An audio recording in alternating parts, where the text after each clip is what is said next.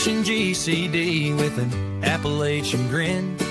Adventures and shenanigans, we're diving right in. Out in the holler where the secrets creep, garbage can dudes digging mighty deep. Secret societies, shadows in the pines. Operation GCD of American rebels design.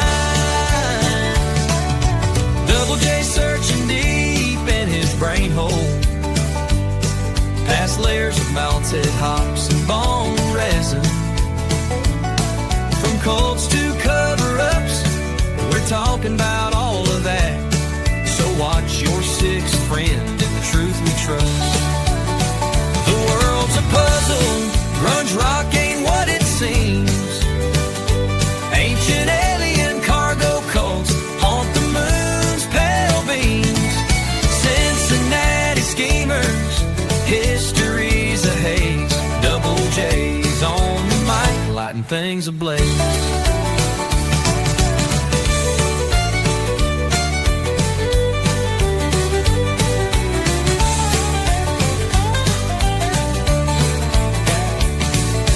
Operation GCD with an Appalachian grin.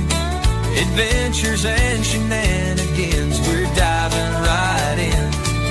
Join us on the journey and enjoy the show. Thanks for joining us to get a little GC.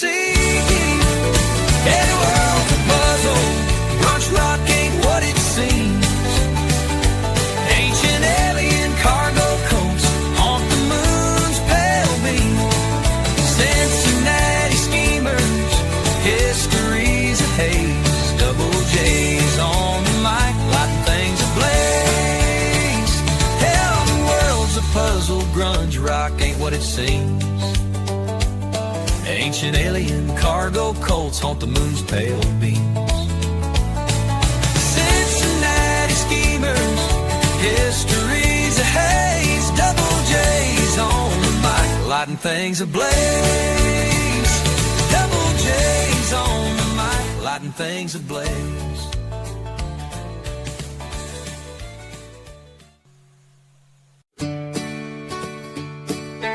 Operation GCD with an Appalachian grin. Adventures and shenanigans, we're diving right in. Out in the holler where the secrets creep, garbage can dudes digging mighty deep. Secret societies, shadows in the pines. Operation GCD of American rebels design. Double J searching deep in his brain hole, past layers of melted hops and bone resin. From cults to cover-ups, we're talking about all of that. So watch your sixth friend in the truth we trust. The world's a puzzle, grunge rock ain't what it seems.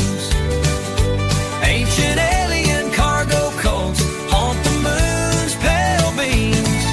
Cincinnati schemers, history's a haze. Double J's on the mic, lighting things ablaze.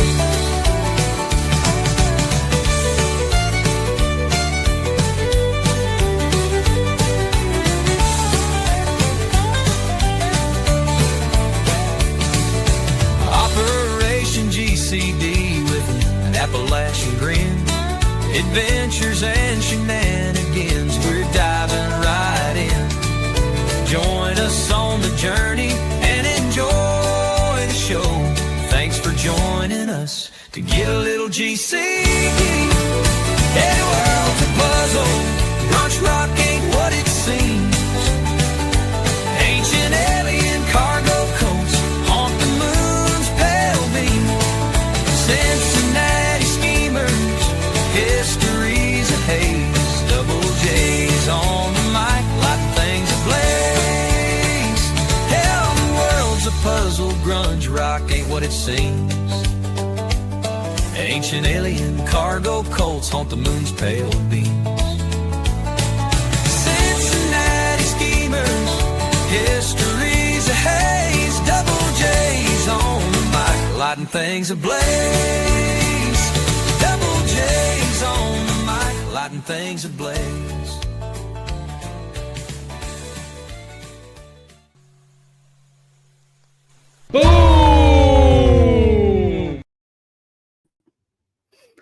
Howdy, folks. Your host, Double J, back here, coming at you live from my studio / RV dining room, located directly inside America. Welcome back, folks of the interwebs. Once again, JJ Vance here, host of Operation GCD, and perhaps more notably, not the vice president. Anyhow, folks, I will be your pilot and navigator for tonight's shenanigan-infused journey into the mind of this particular garbage can dude. And I'm not going to lie to you, folks, so the interwebs got a real barn burner here on deck for y'all tonight. The case of Edward Wayne Edwards. Going to dive a bit further into those matters tonight. And every time I look more and more the case of Edward Wayne Edwards, the most prolific serial killer you probably never heard of.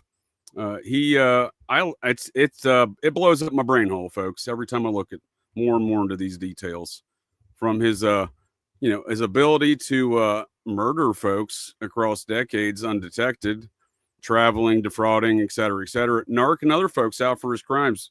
Keeping it sus there, Lucy Morningstar. Appreciate it. Yep. Brain holes indeed. Lots of brain holes getting blown up.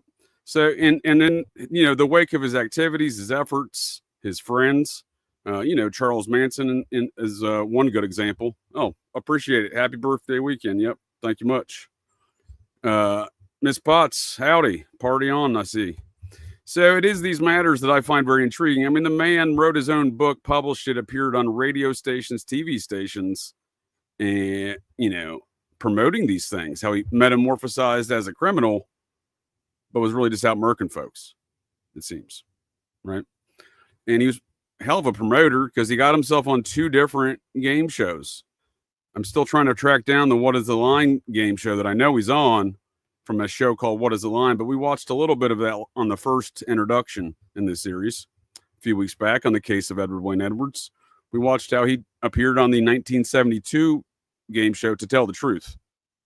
And we'll, be going back over some of those details. We'll be going through new details in the efforts and lives and crimes of Edward Wayne Edwards, the most prolific serial killer you probably never heard of. And a lot of that's focused around the study of one man, John Cameron, a retired Great Falls police detective, Great Falls, Montana, that is. And a lot of folks diminish his claims and the study he's done. And, and again, I'm open to the idea of the vast volume of murders that have been attributed by Cameron to Edward Wayne Edwards. But what is, we're going to go through what we do know about Edward Wayne Edwards tonight in more detail, the known knowns, if you will, to quote Donald Rumsfeld. As we know, there are known knowns. There are things we know we know. We also know there are known unknowns. That is to say, we know there are some things we do not know. But there are also unknown unknowns. The ones we don't know, we don't. When dealing with psychopaths, I like to quote psychopaths. And so we do know a lot about Edward Wayne Edwards. We know some known knowns. We know some known unknowns. We know everyone who's looked into this further from not just John Cameron. So he's often diminished as, this one man who's a nut job, he's Looney Tunes, thinks Edward Wayne Edwards killed everybody, thinks he's the plague, right?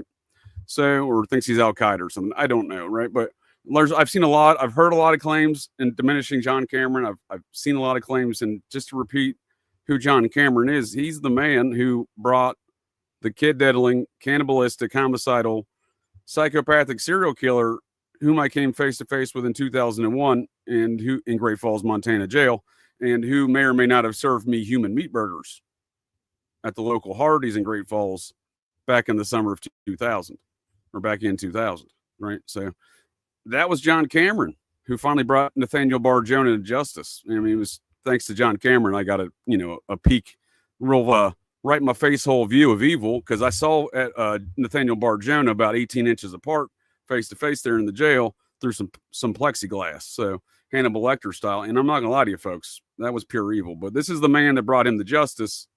And let me just, you don't have to take my word for these things. I have a lot of clips to play for these matters.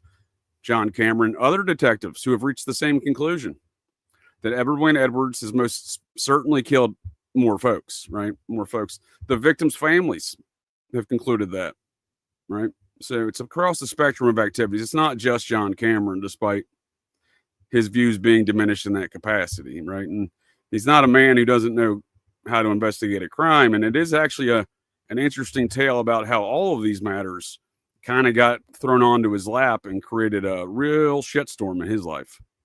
And again, that's partly why I think the man is no longer active and really talking about these things, because he got a lot of backlash. But let me pull up a clip here from John Cameron so we can hear some of who Cameron is, right, and some of his experiences we'll go through. And again, we'll go through the actual known knowns, right? Tonight we'll go through the murders that we know Edward Wayne Edwards committed, right?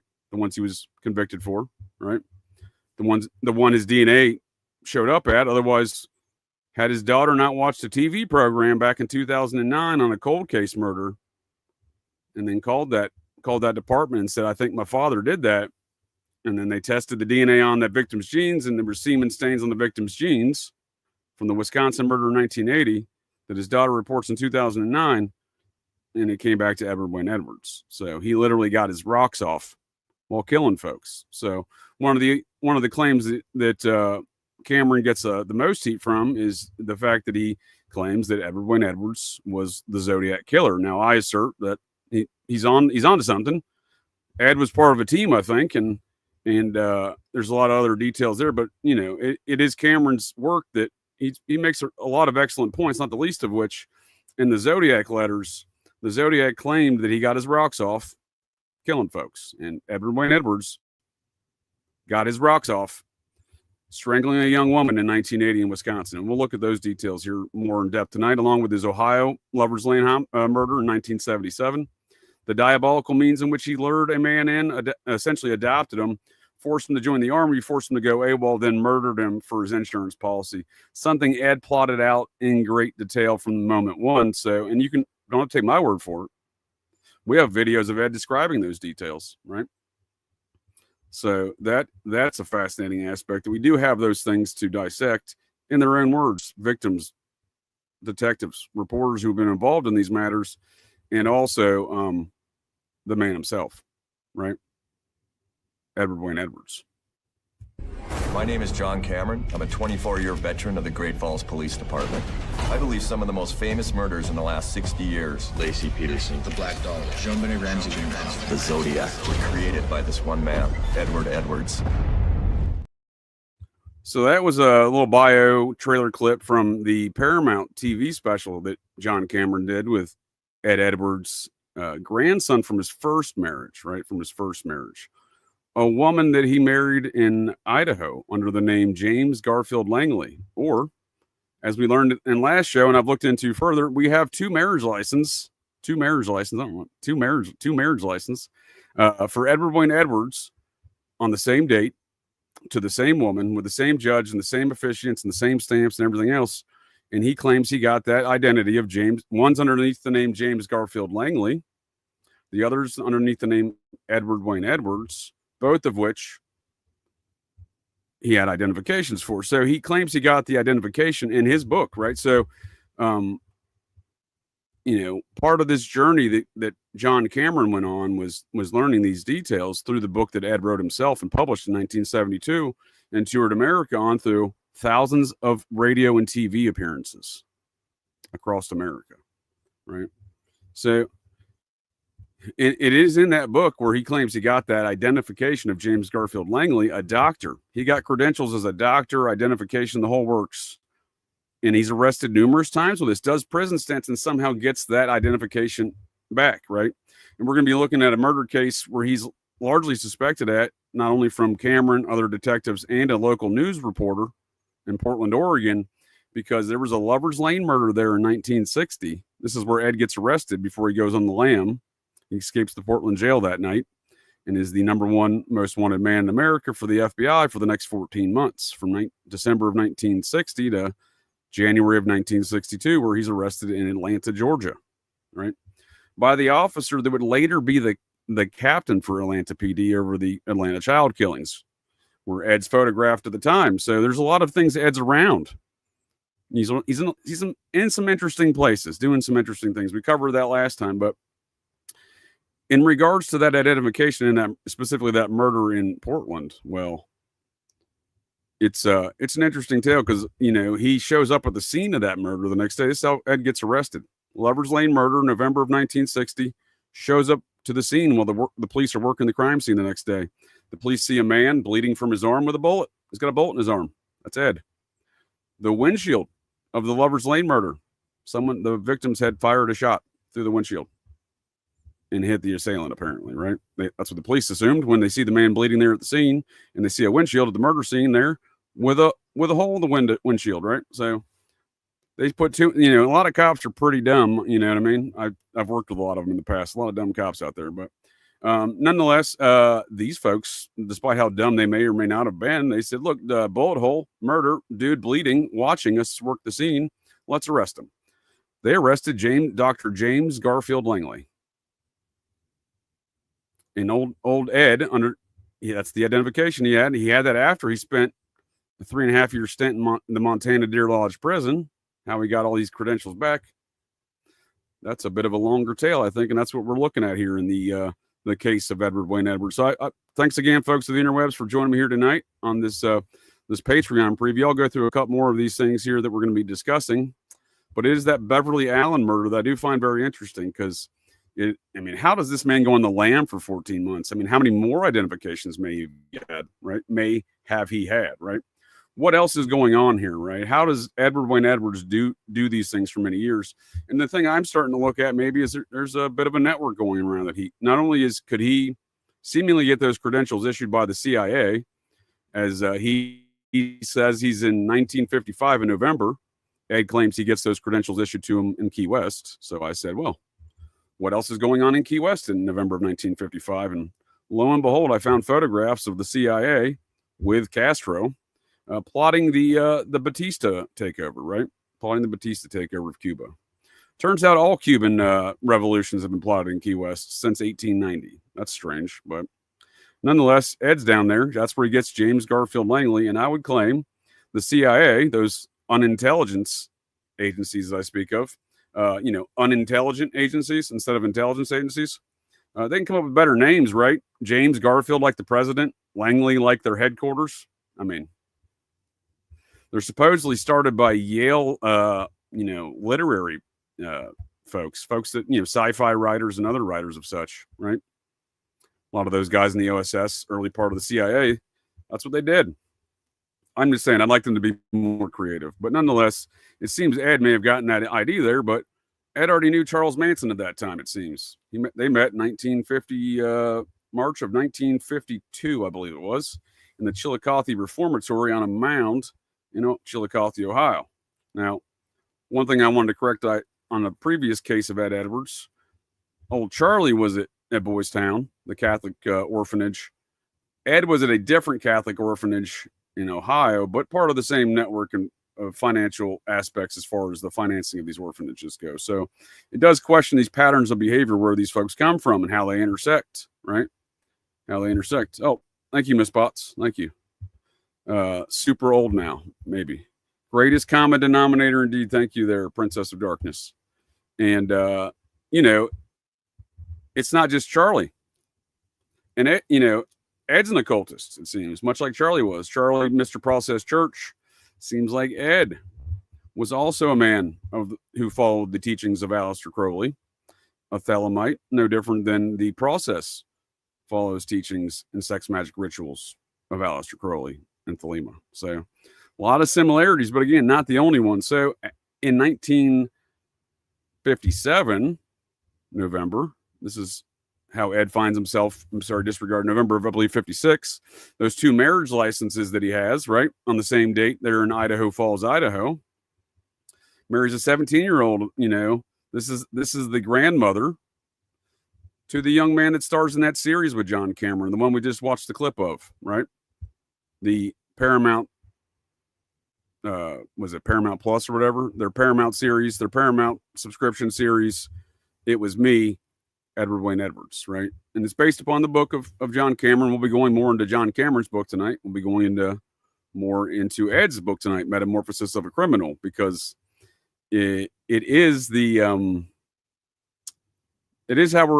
how I'm having this conversation with you folks of the interwebs tonight. So in 2010, John Cameron, we just met him there in that clip, discussed him before, author of that book, author of the seminal study, and to Ed here.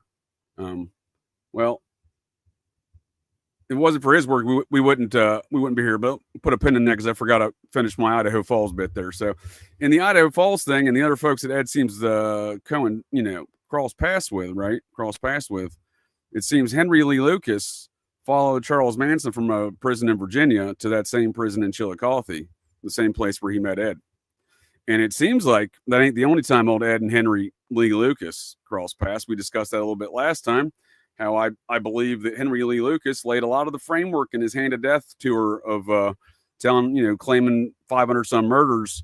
Well, he just happened to be doing that just as Ed's getting out of prison for that arson stint in the early 80s. He did 3.5 years for, so 3 years for, maybe. The same arson stint where they found a Marietta police sergeant's uniform in his closet in a home in Pennsylvania that he burnt down. Didn't burn down all the way. Didn't succeed on that one, Ed. So when the FBI arrested Ed in '83 in April, he's at Marietta, Georgia, at a police sergeant's house. So I often wonder, is that the same police sergeant's uniform? Because again, Ed's got connections to those Atlanta child killings, and so does the process. So there's a lot to be said with these matters, but in Idaho Falls, that is, he crossed paths with Lucas before. There's a different serial killer of a Satanist variety who knew Anton LaVey, in fact, Michael Aquino's buddy. Talk about him a lot on my Thursdays there, the founders of the Church of Satan there. Man by the name of, who failed in a lot of Idaho folks in the chat. I'm sure you folks will be familiar with this case. I'll just bring it up for those folks who are not familiar with it. It is the failed execution of Thomas Eugene Creech.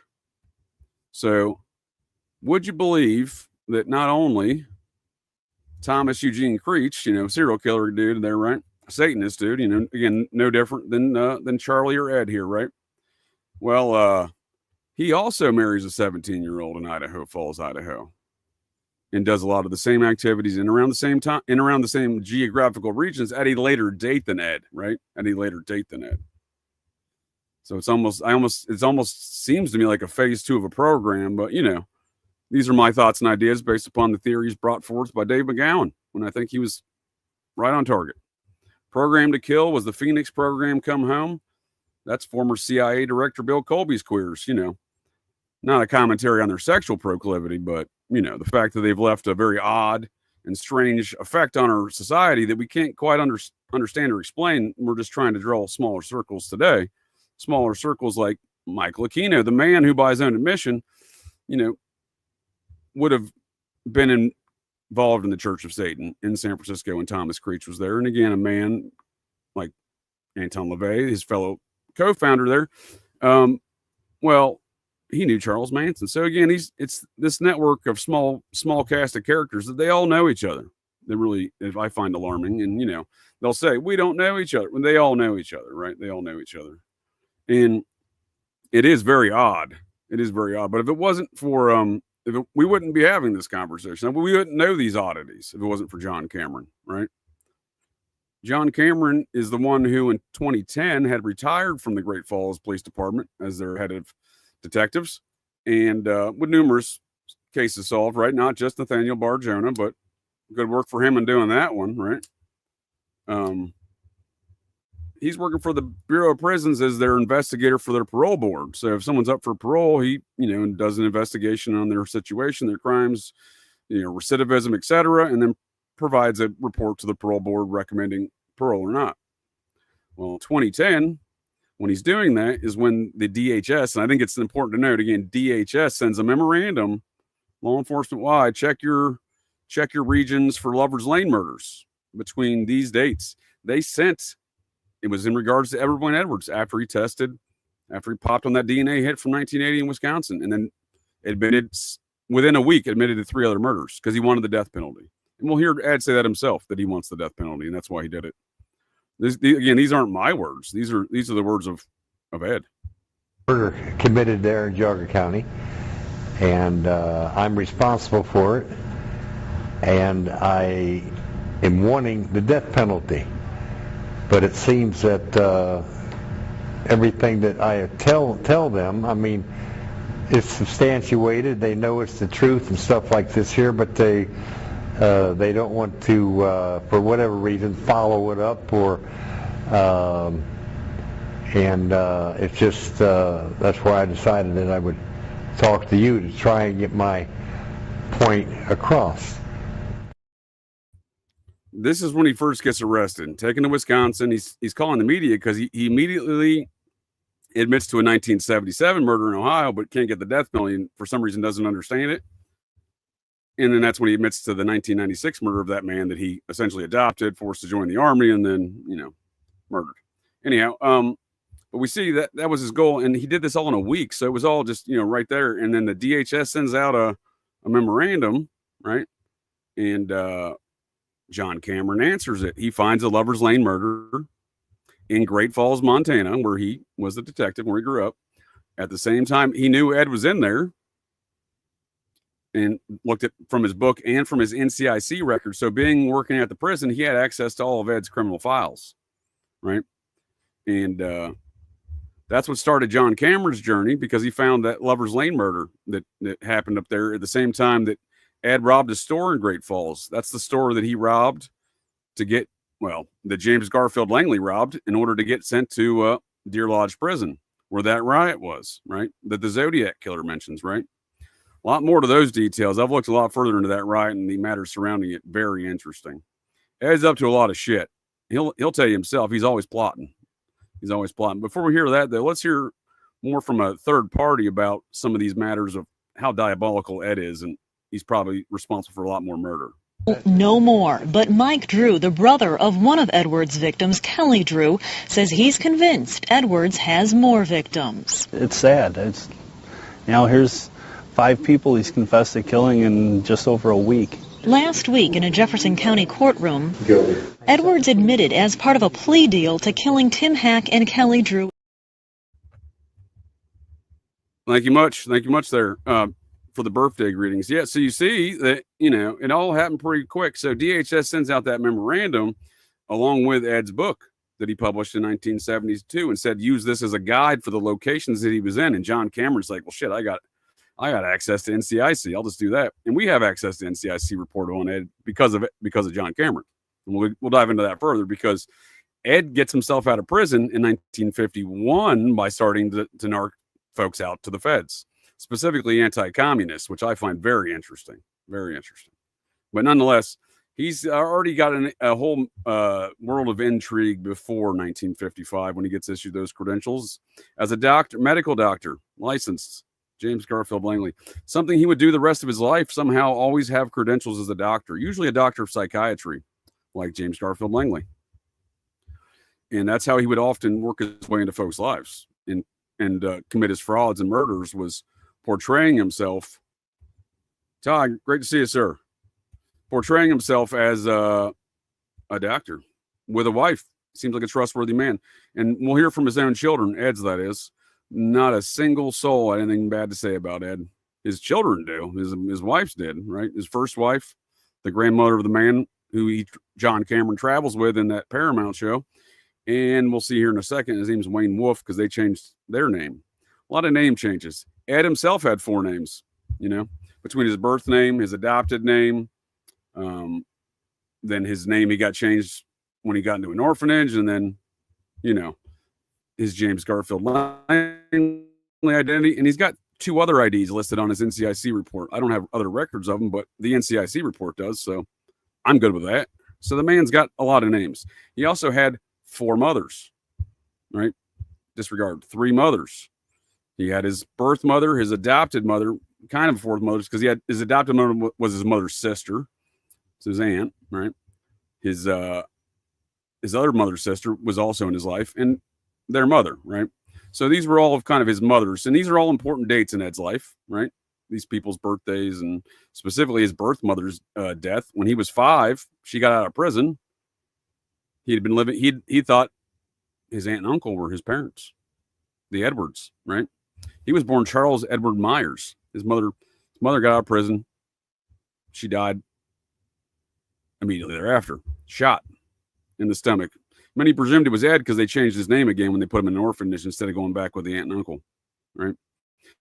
He would later go back with the aunt and uncle and the grandma later, but that's, again, he had a very tumultuous childhood, and he was identified as a psychopath in that orphanage at the age of 13 before they threw him out there. He went back with his grandma, right, and his aunt, and he had an IQ of 130 and was declared a sadomasochistic psychopath. Right, we have those reports too. So these aren't just claims. We can review these things, but that was the orphanage at the age of 13. So I imagine he got a lot smarter and a lot more cunning, in an older age. And when he leaves that orphanage, in his book, he's talking about killing his neighbor's boyfriend, right? Because he's jealous. He wants to marry his 26-year-old neighbor, right? He's not even quite 13 yet, folks, when he does that, just shy of 13. So this is the man, Edward Wayne Edwards, and when he's definitely targeting folks, right? So some things are definitely targeted, but I'm saying he also had not only was he on a mission for somebody, right? And some targeting assassinations, it seems like all of these Satanic Murder Inc. situations, these serial killers, as McGowan said in Program to Kill, the Phoenix program come home, the one that Aquino ran, right? Michael Aquino, Colonel, right? Muppet Mikey from Thursdays, right? But it is Ed clearly did also some personal killings, if you will. So he specialized in Lover's Lane murders over his years. That's one of the known knowns we know, right? One of the known unknowns is this one in Portland, the one he showed up for with the bullet in his arm, right? But it's interesting because in looking at the victims there, I mean, across all of his Lover's Lane murders, all of the women look alike, right? There's a very similar look, right? So in what was identified by that psychiatrist at that orphanage in Ohio, in Palmerdale, that he had all of his psychopathy was rooted in his inception in life. He was born in the backseat of a car to a father that was married having a one-night stand with his mother, right?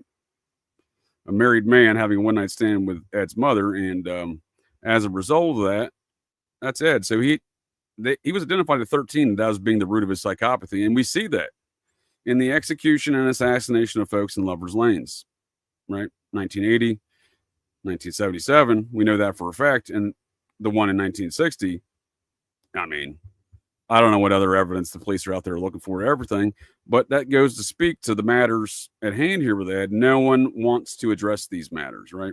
And also speaks probably to that backlash that John Cameron got, right? A lot of pushback, but because again, Cameron got fired from the parole board, even looking into these matters. So DHS memo, Ed's book said, look for Lover's Lane murders. Cameron found one, right? Great Falls, Montana, 1956, the same date where Ed's hitting that store that got him into prison, right? So pretty good suggestions. That's a good, strong suspect. That's Ed. And the FBI didn't like that. In fact, from accessing the Ed Edwards NCIC file, the FBI contacted the Montana State Bureau of Prisons and said, you fire this guy or we're going to charge him. And I believe that's how the story went. And Cameron quit, and wrote a book about it back in 2014. So this is if it wasn't for those matters, and I think one other interesting detail that really encapsulates the high weirdness around these matters, like the idea that we even have this conversation through the events that occurred in John Cameron's life to bring us to this moment right here, to even dissect this data and look at the case of Edward Wayne Edwards, right?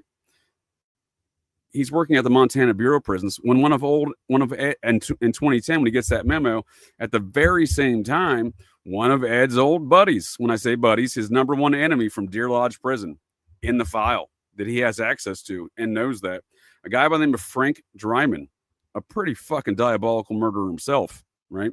Him and Ed were warring wizards inside the Deer Lodge Prison, according to reports on file there.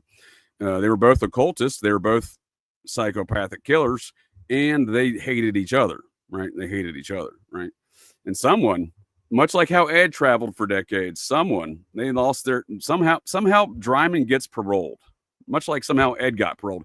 Ed actually, despite some claims that Ed escaped that Deer Lodge prison during the riot, and it is what was told to the Brian Hartnell, that is one correction. It seems that Ed did not. Looking at his NCIC report, the actual facts, right? Not at some of Ed's stories. You got to look at the facts too, right? Ed got paroled. Frank Dryman gets paroled. Frank Dryman was a murderer in Great Falls as well. That's how he got into Deer Lodge prison. Frank Dryman also disappears for 38 years after he gets paroled. No one knows where he's at. They find him living in Arizona in 2009 after 38 years of this sudden onset of parole out of the Montana prison for murdering folks and being a diabolical, homicidal serial killer dude. He suddenly pops up. They find him under the name I think it's Frank Valentine, maybe. He's got a different name. So this guy gets brought up to Montana, right? They find him. He's long been wanted on parole violations for many years, right? I mean, no one was looking for him. No one was looking for him. And it says the private investigator hired by the grandson, it wasn't even the state of Montana, used scores of documents the family dug up from old parole records, the Montana Historical Society, and internet searches to trace Dryman to the Cactus Rose Wedding Chapel, where he's operating under the name Frank Valentine. The state of Montana, no one was looking for Frank Dryman. But as a result of those efforts, Frank Dryman found himself back in Deer Lodge Prison in 2010, talking to John Cameron about Ed Edwards, his old buddy from 1956 through 1959 in Deer Lodge Prison. So, and Ed Wright, these things are, Cameron's documented all that in his book, those interviews with Dryman. So it is the strange high weirdness and nature of how these matters came about in the first place that I find interesting. The fact that the detective, John Cameron, is the guy that, brought Nathaniel Bar-Jonah to justice, that homicidal, kid-diddling, psychopathic, cannibalistic serial killer that I came face-to-face with in 2001 and may or may not have fed me human meat burger in 2000. Oh, Parmondale's a nightmare. Yeah, they've gone through some lawsuits. They're like crazy in recent years. These Catholic orphanage, this was, Boys Town, I think, was 1970. Parmondale was like 1925. And they were experimental, orphanages. And you can use that term, I guess, in a lot of different contexts, right? You don't recall anything about, well, sir, I would say you're going to have to reread that. It's all over there. He searched, that's the Phoenix program come home. And that is the thesis of the book. So I'm confused by your statement, but I also suspect it's not objective either based upon your previous statements, but I appreciate your time. So these are the matters of Edward Wayne Edwards, right? So again, we have some known knowns. We know he murdered the Lover's Lane in Wisconsin through the semen DNA hit from his daughter seeing the cold case episode and then, calling it in. And we know he killed the folks in 77, Lover's Lane in Ohio. And then the diabolical planning and 2-year planning and diabolical nature of murdering a fellow that he had to change his name to Danny Boy Edwards in 96 in Ohio. That's what got Ed the death penalty. But Ed had diabetes and Ed died. He ate a bunch of sugar and apparently died on April 11th, 2010, right? Disregard 2011. And John Cameron, the detective, was supposed to come visit Ed for the very first time. They'd communicated via phone calls.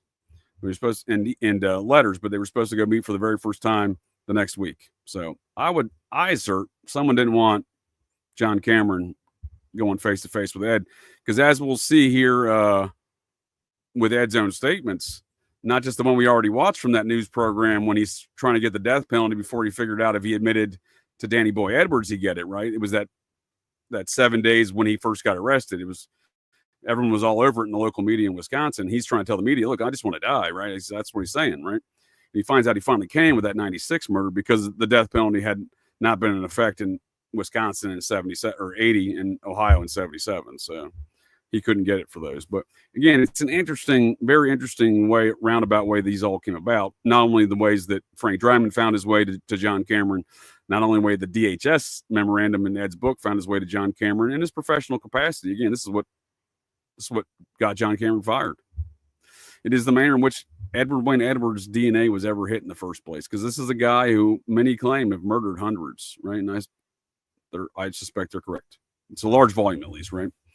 And the idea that his DNA is not hitting on any other cold cases or anything else like that almost seems like there might be some law enforcement pushback on some of those matters, right? And we do see evidence of that from the statements of folks like John Cameron, or even Ed's own grandson, right? Ed's own grandson, Wayne Wolf, who's not a law enforcement officer, right? But does recognize that that he during the filming of that It Was Me Paramount program, he recognizes they're getting pushback that's inexplicable pushback, right? And you don't have to take my word for it. To you, I get my outside perspective of a non-cop in this. We had one that was like, it seemed really willing to help, and he was shut down. Like, I don't know which level above him said, no, you can't do this. You think so that's interesting, right? He's a virtually unknown third party. When it comes to all things Ed, despite being Ed's biological grandson from his first marriage, right? That woman, that 17-year-old from Idaho Falls, was his grandmother. When John, get this, no one ever questioned that woman ever in regards to her husband, Ed Edwards, despite her being involved with she was there in Great Falls, right? She was with him. She was with him and he got arrested, right? So despite that, no one ever questioned her. So when John Cameron knocked on her door, 2011, that's what she told him. And on top of that, she had never told her son, Wayne Wolf Sr. or Wayne Wolf Jr., the man you just saw, who their actual heritage was, who Ed was, right? Who Ed was. So they all presumed that it was their stepfather, the man that they carried the name of, Wolf, was their actual father. That was news to them, apparently, right? So no one wants to talk about Ed. No one questioned his wife, who was there present. No one questioned his second wife, who was there present, right? For 40 years, Ed's murdering folks. From 1967 till 2009, he was married, right, to the same woman. And they had two sons and one daughter. It's not right. They had 5 kids. Three boys and 2 girls. And a couple of them don't talk to John Cameron, never have, never will. Now, including the one that turned her father in. She hates John Cameron, it seems. And we see that in the Paramount program. And we get introduced to her again. She watched a cold case show and said, hey, we live there. And she said, hey, my father took me to that murder scene that they're showing in the picture on the TV. And she said, hey, we left overnight the following day. So she called the detectives and told them that. And would you believe that Ed Edwards was their number 1 suspect in the first place? These 2 folks left a reception hall where the family lived at that reception hall, Ed's family and kids, right? Because Ed was the maintenance man. You mean to tell me the maintenance man dips out overnight with his entire family the next day after these murders and no one tries to track him down? These are the mysteries that I wonder about and I'm interested in trying to get to the bottom of here in the case of Ed Edwards, right? But we'll do a quick introduction to that Wisconsin scene, and I appreciate you folks here this evening and joining me here to learn more about Edward Wayne Edwards.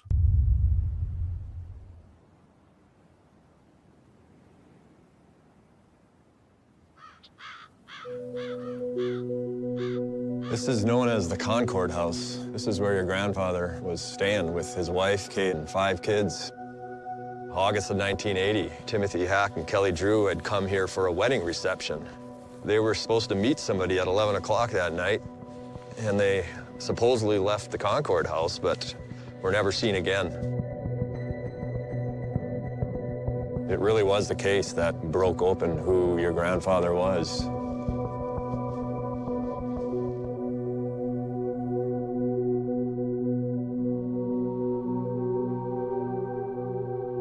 So we're actually here at the Concord House to meet Dana Bruick and Rick Lewell. Rick was the investigator on your... So I highly recommend folks check that out, because again, there's other folks that have looked into Ed Edwards and they've come to a lot, maybe not the full spectrum of conclusions that John Cameron has, but they've all concluded Ed's killed a lot more people, right? Including that detective there in Wisconsin. And a detective who seems pretty butthurt up in northern Ohio, where Danny Boy Edwards was murdered, because apparently, much as we're going to look into a little bit further here tonight, on Ed's informant activities to the FBI specifically, right, is apparently in some instances, notably in this instance in Ohio, when Ed moves there in '94 from Arizona, and starts plotting. This is a 2-year plot. He's doing other things, but he immediately starts plotting on this Danny Boy fella from day one, right? And murders him 2 years later, right? After he gets him to join the army and go AWOL and collect that $250K. Nonetheless, apparently the FBI told that the local police department, if this guy's got any information for you, listen up. He's a good informant. He's a very strong informant, very trustworthy. So if they were doing that, if there was folks in the FBI doing that across America for decades, well, then that helps to explain perhaps why Ed got away with it for so long. I'm just saying, these are the known knowns. If that happened in one department, I presume, much like that detective and many other detectives logically presume that Ed's murdered a lot more folks, I think it's reasonable to presume that that's probably occurred more than once in Ed's life, right? But he starts informing on to FBI in 1951. But he writes an interesting letter to the FBI in 1993, which is essentially a veiled threat. But he discusses in depth his ongoing at that time, 1993, ongoing informing to local departments, to the FBI. He even wants the FBI to get back to him on a specific case that he informed to them on in that letter, right? So, well, the FBI, the Federal Bureau of Uninvestigation, sir, that's what you're asking about. That's what I call them. They like to uninvestigate things. Now, if you expect them to do their job, and that is uninvestigations, well, then you wouldn't be disappointed, right? I'm never disappointed when I see the outcome of their work and their investigations, because I expect them to uninvestigate it, right? Yeah, you're going to have to use my link tree there, Remington Frog. I appreciate the question. I've communicated with the folks at Patreon. For some reason, Operation GCD, not searchable in their search bars. So, but if you use the direct link from my link tree, or just patreon.com. Oh, here we go. I'll help you out with that. / Operation GCD. Boom. So, these are the known knowns. We got some known unknowns. I don't know if we're going to get into any unknown unknowns, because if I knew about those, they wouldn't be unknown. They would just be known knowns or known unknowns, I suppose, right? But thanks again, folks of the interwebs, for joining me here tonight to get a little GCD. Please join us on the Patreon side. The rest of tonight's tale. If you hear this broadcast in the future, come on over to patreon.com / Operation GCD. And I promise you there will be no lasers tonight. That'll be Thursday. But we do have lasers coming up on Thursday here again for Operation GCD Thursdays. There's thousands of Americans out there. By the way, I've been shot with a laser beam twice. They got him twice. They got Ted twice on that one. We're going to get into some more Ted Gunderson around these matters, Satanic Panic. Might even get into more of that Thomas Creech situation back in 1966 and 67, hanging out with a place where this guy claims and sometimes claims he wasn't there, but we've heard him state in his own voice that he was there from the beginning in 1966 with the Church of Satan. So perhaps he knew Thomas Creech, the guy who did strikingly similar activities to Edward Wayne Edwards in the same geographical locations about 15 years later, right? About 20 years later. That doesn't sound right either. 1956 until 13 years later. There we go. Until 1969, right?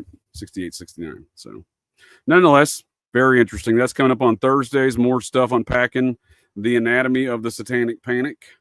But I do like to draw smaller circles around these activities as I go, to try to, put a pin in it for later as I'm unpacking this series.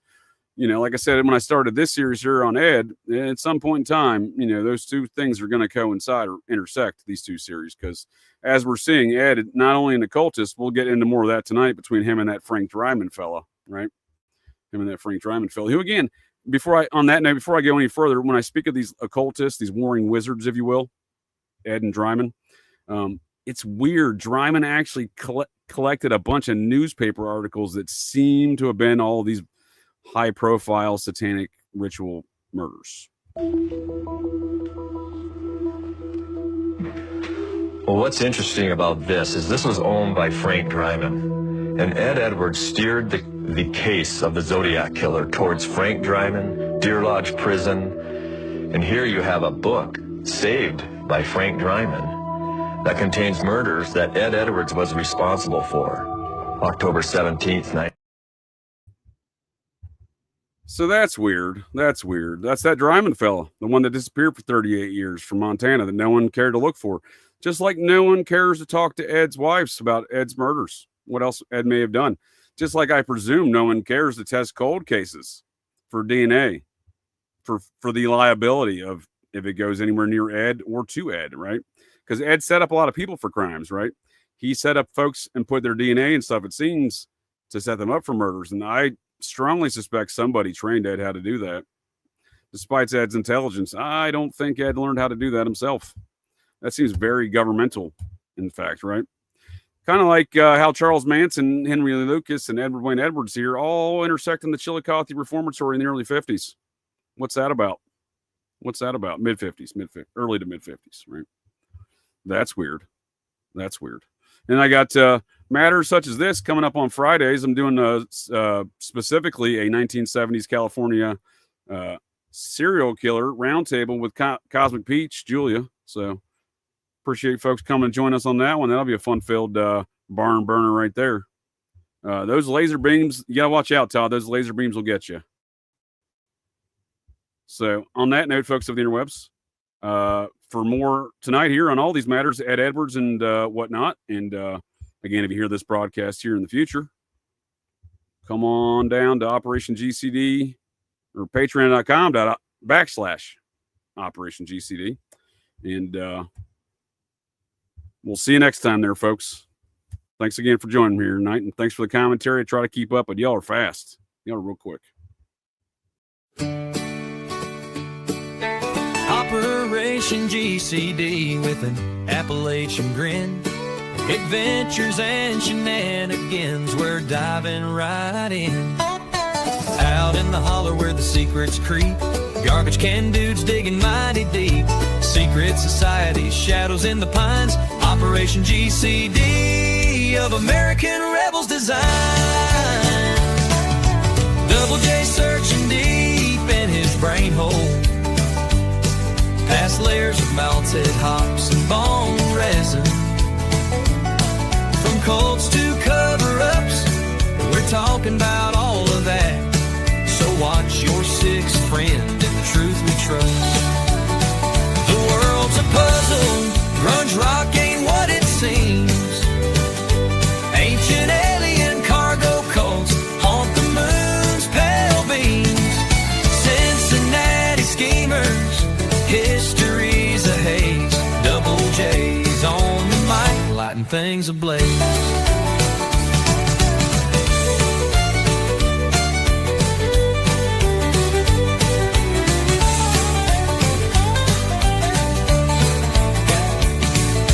Operation GCD with an Appalachian grin.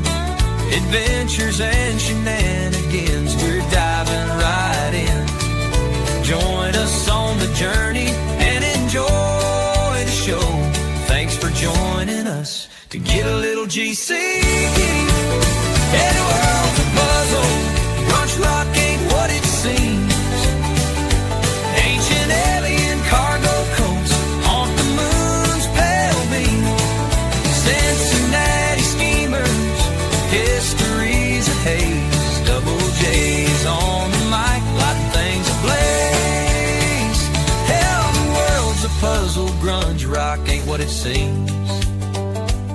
Ancient alien cargo cults haunt the moon's pale beams. Cincinnati schemers, history's a haze. Double J's on the mic, lighting things ablaze. Double J's on the mic, lighting things ablaze.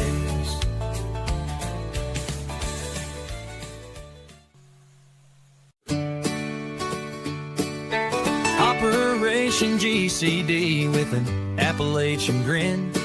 Adventures and shenanigans, we're diving right in. Out in the hollow where the secrets creep, garbage can dudes digging mighty deep. Secret societies, shadows in the pines, Operation GCD of American rebels design. Double J searching deep in his brain hole, past layers of melted hops and bone resin. From cults to cover-ups, we're talking about all of that. So watch your sixth friend and the truth we trust. The world's a puzzle, grunge rock ain't what it seems. Ancient alien cargo cults haunt the moon's pale beams. Cincinnati schemers, history's a haze. Double J's on the mic, lighting things ablaze.